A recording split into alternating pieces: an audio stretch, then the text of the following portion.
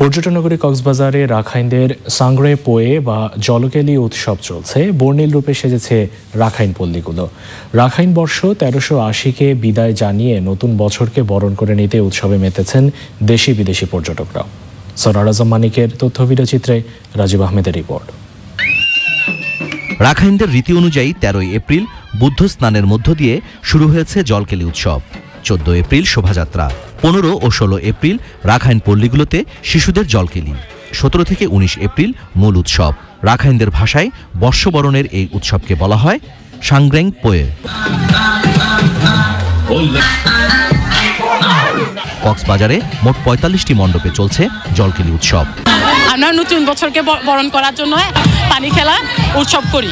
এই ৩ দিনে আমরা নাচ গান করি এবং অনুষ্ঠান করি, আমাদের প্রাণ খুলে আমরা আনন্দ ভোগ করি। রাখাইন তরুণ তরুণীরা নতুন ও আকর্ষণীয় পোশাক পরে জলকেলি উৎসবের প্যান্ডেলে গিয়ে একে অপরকে পানি নিক্ষেপ করে আনন্দ প্রকাশ করে।